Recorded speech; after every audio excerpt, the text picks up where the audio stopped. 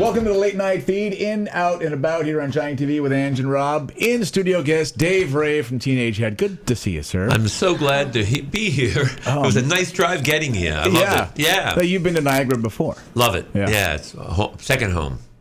Let's talk about the new record, Adventureland. I love the look of this CD. This is fantastic. Yeah. Well, when we knew that the title of the record was called Adventureland, you go, how do you match it? And I've been working with a lovely singer named Haley Rose, and her brother is named Drew Cicera, and he's moved to Vancouver. And he posted, he's a fantastic photographer, always posting great pictures, like mind-blowing pictures. And I saw that picture with the cool deer. I went, that's Adventureland. Right. So I asked Drew if it would be okay, and he said absolutely. And then we talked to Emily, and she said it was good. And Emily Gray, and it just sort of suited the energy of this record. Tell us about the energy of the record. What is it? Well, I wrote this tune, this album. It began about the beginning of this decade, believe it or not. Like I call it post American recession. From Barack Obama into Donald Trump, right. And writing it sort of in the States, most of it, and some here in Canada too, because I've been there so much, touring and living in the United States, and it's just reflections on how people have gone, what they've gone through, personal snapshots. I call it not the broad stroke, but the small strokes, right? Because we're all the broad strokes you can read in the newspaper, but how do people feel inside? Themselves, and that's more important for me. That's how I look at the world. Now, living in Hamilton and New York as well. Yeah, major differences between living in two different countries. Well, you know what? It's fantastic because I always say that United States is an amazing place. It's Adventureland. Yeah. It's just incredible energy. People always debating, going between right to left, good, bad. It's almost like good, evil, bad, evil, good. In Canada, it's a blend of all of it. Like we get, we're in the middle, we're on the left, we're on the right, and we also like moderation, but we have a great disposition in the world. We can view. I call it. We're great observers as well as participators. Let's talk about being a Canadian rock band in the 70s, the Teenage Head days. Yeah. What was it like for you guys coming up and trying to make yourselves of something? It's funny. I was talking about this the other day. Canada at that point was still, I would say, and I'm not going to say the word unsure of itself. I would just say what it was had a hard time recognizing who we were in the midst of the world. So Teenage Head's what made Teenage Head a little different was that we didn't participate in the usual norms of what Canadian music would be. We loved New York music. We loved Detroit music. We loved. We were participating in a bigger equation: punk rock, and then new wave. And one of the problems that a band like Teenage Head had at that point is the record industry was just thinking, we can put you in I guess not the cookie cutter, but what we think a Canadian band should be. Right. And we definitely weren't that. But what was good about it, and I think in the long run, what Teenage Head brought to Canada was that groups like Tragically Hip and Blue Rodeo and Canadian musicians around could go, wow, I can be myself and still be Canadian. Right? So I think that was a good influence for Canadian bands because we weren't playing by the Canadian rules, but at the same time we were still in Canada, and we were making our living, but we were trying to bring ideas that you would see, what Elvis Costello would do or in England or what Ramones would do in New York, or we were trying to bring these outside influences, the New York Dolls, and put it into a Canadian format. So it was. I think that's why a lot of Canadian bands go, "Wow!" It was like a break from the bands of the 60s and 70s into the future. Yeah, it sort of meshed, meshed. And it's always a bit bloody, isn't it? because when you're doing it, there's a lot of people who don't want it to happen. But then a lot of those people after went, oh God, I'm glad now it happened. Kim Mitchell's a friend. At first, he might have been a little bit maculated, might have been a little offended. These guys only play 3 chords. There's a 4th chord too. But now, Kim understands it now. By the time it was a little bloody at first, and necessary.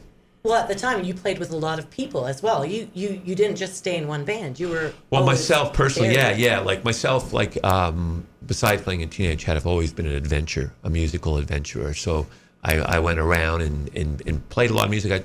I worked with Mr. Daniel Lenoir, who went off to do U2 and those guys. He did pretty good. He did all right. Pretty good but success, not just him. Dave Bottrell, who went off to work with. He did a Teenage Head album with. I went off to work with Tool and Peter Gabriel and Malcolm Byrne and a lot of really interesting people. But I also got to work the traditional Mr. Jack Richardson, which was the Guess Who's producer and one of the great teachers in Canadian music, and made some of the best Canadian music ever, really. Produced some of it, one of the best produced. So it was nice to get that. We got Jack, who was teaching us the Guess Who era. And then you had Danny, who was sort of at that point just starting to connect with Dino. Yeah. And so I feel very fortunate. I've been blessed to be in a neighborhood that brought such international superstars, and I got to have special, be part of it. Speaking of international superstars and being a part of it, a cut with Ringo Starr. Oh yeah. Yes. Oh wait. I mean, how much more could you want out of life, Dave? You know what it's like. Fun is always around the corner. You know what? One of the things about New York that I learned is that, I remember my very first. It was a great confidence builder for me. I was I wrote that song, "Way of the World." I was sitting in a room with a songwriting partnership called John and Sally Tiven. And with a Canadian named Gary Piggold, who's this great, he great producer / historian, rock writer. He had the Pig Paper. So we're all sitting in the room, and I remember it was my first professional song. I call it because I was writing. I didn't know them. Yeah, right. And I remember going, oh God, say I say a bad line, I'll look like I'm stupid, right? And they said stupid lines too, and I went, oh great, because you have some image that those people are on a hill, right? Somewhere, they're writing those songs, and we're just here writing our songs, trying to write something. But the reality is they came up with just as many bad lines as I did, or made as many, we were all working together. So it gave me confidence to go, okay, don't be afraid to ever show your bad ideas. You've always encouraged me about that, and a lot of friends through the workshops. You always say that, just never say no and never feel like you're not there. Oh, yes, thank you. Because a lot of people are regular, just like you. And like you said, they were coming up with crappy lines. So as a new songwriter, sometimes you beat yourself up. Absolutely. But you're one of the ones that says, no, spit it out. Because sometimes there's one word in there that's the right one. That's the right one. Absolutely. Yeah, and that one takes you on to the next line and the next line. That's what Lou Reed, I was lucky. I got this great interview, like so what we're doing now.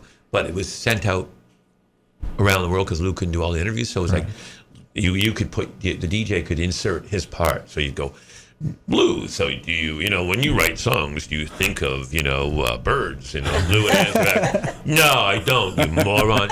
Whatever. But no, he was talking about songwriting, and it was great because he basically said that it's all rewriting. Don't edit your brain while you're doing it.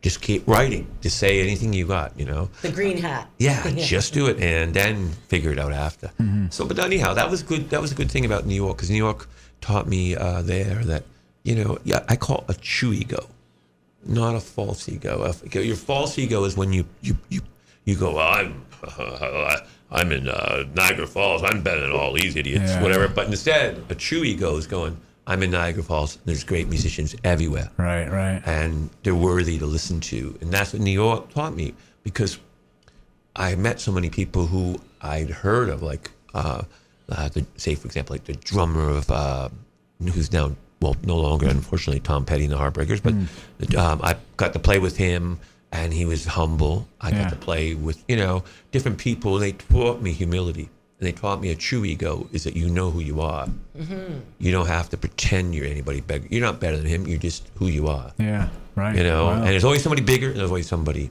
below you. It's great advice. Be you. You just learn it. Yeah. Well, we're going to go be together and look at some music later on, because I'm sure you're a music fan, obviously. Biggest. So if you're in a record shop, who are you going to pick and say, well, I want that record, I'm going to take that record? Is there anyone that comes to mind right away? All of them. Like, I just go through it and I just, oh, that looks interesting. You know, that was a great thing about covers. Like, you can look at a cover and go, oh, look at that. I want to check that out. Yeah. I remember seeing, cool covers, and I want who are these guys? Yeah, right.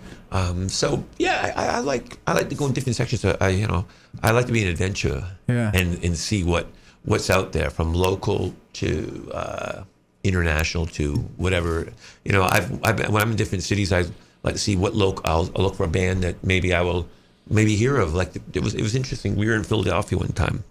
I remember buying this record, and it ended up being the band that backed Cyndi Lauper. Oh, and I can't remember their name now, but they ended up having their own hit. But I had the record before anybody had heard of them. It was only after when I went, oh, that's the band, that group you got? And it was another, actually, I remember in New York, I bought a single by a guy named George Usher, going, this is a really cool single, because, I'd seen him play. And then 20 years later, living in New York, I met him. And I was playing with him. I didn't realize I had his original single. I bought him before I knew him. Wow. I just thought, this is a really great record. So when I was going through my singles, so it's good to be an adventurer and try things out. You never know what you're going to find. No, it would be good, though, if you had that album on your back. Here, sign it. Yeah. That's good timing, opportunity. Yeah, right? yeah. Now, we're going to get you some records. Today, we're going to get you some food as well. Yes. Yeah. We're going to cook for you at home. This giant TV is fun. Yeah. I'm liking it. I like it. Everybody here is fun. Certainly glad you're here, They're man. cool people. And we feed you. Rock and roll Right? lives, That's man. exactly what it is, I'm going yes. to tell my friends about this one. Like, a lot of musicians are hungry. Well, I've been on a few gigs with you, and I wrote a play for you, starring in that, and it always was with food and music. Absolutely. So this is a very similar adventure. I love it. I'm always taking on those adventures. Fantastic. Well, come with us. We're going to go shopping for records, and we're going to go feed Dave as well. So come on back and join us right here, Late Night Feed on Giant TV.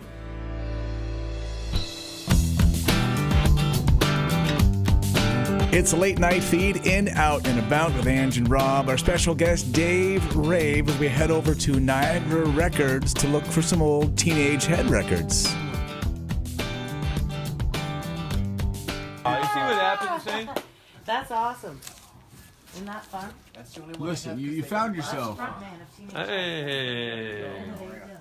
This is Teenage Head's record, Frantic City. It was recorded in 1979. Came out in May of 1980, and recorded in Toronto in the Kensington Market area. It was a great record produced by Stacey Hayden, and had some really wonderful guests like Rick Morrison, the Shakers sang background vocals, Greg Roberts, the engineer, and of course Teenage Head themselves performing on it. I can't remember the piano player who played on the record, but he was really good too. Were you on it? Yeah. You were? Singing? Singing, guitar. And guitar? And different stuff, yeah. Second album Yeah. from Teenage Head. Yeah. You play your own music at home? Do you put on a Teenage Head record when you go home? You know what? To be honest with you, what I do is I tend to listen to mixes at home. Ah. So if it's on a mix, if I'm learning something, sometimes it's fun. Though I do like to put an album on every once in a while. Like, just get an album, put it on from start to finish. Because that's what I like about albums more than CDs. It's that journey, right? Yeah, because and it's not long. Like, if you look at it, you've got 5 songs, right? It starts with something wild when it ends with Infected, and then you flip it over, and you start with those things you do and Disgusting. So in reality, when you used to make a record as an artist, you were thinking in 2. You weren't thinking of 1 now. With CD, you're thinking almost more like a musical play. That was a big, hard thing in the beginning, because from years of growing up making albums, you always think wild ones to set up in those things you do. And it's almost like the album begins twice. Yeah, right. That dear, move your ass on out of here. I bet you know I need somebody, but you are just too frightened of I mean, that doesn't get much more honest than that, does it? You pitch it, baby. Let's sing. So I used to go to Nevin's place and play records at the radio station. I knew a lot of stuff, right? So I'd always bring. So I played it to him. This wasn't on the original record. So he heard me driving crazy. That's it. So he went to Columbia, and they were on Columbia. Right? He went to Columbia Epic, and he said, "Put it out in Canada. I'll play the music." So They did. get shaken, and it came here. So when you make music, you'll be remembered, and people will like it. And thankfully, they have, and they do. Well, because you're a people person. Well, you know. You are. You really are a musician's musician. You just hope that the music that you're doing is okay. It's good. You know what I mean? That you created somewhere in that alchemy, that the music that you made connects with people. That's what you really. I mean, that's maybe why you people, because your music is going to connect, right? It always does. No matter what genre I hear you sing. Oh yeah.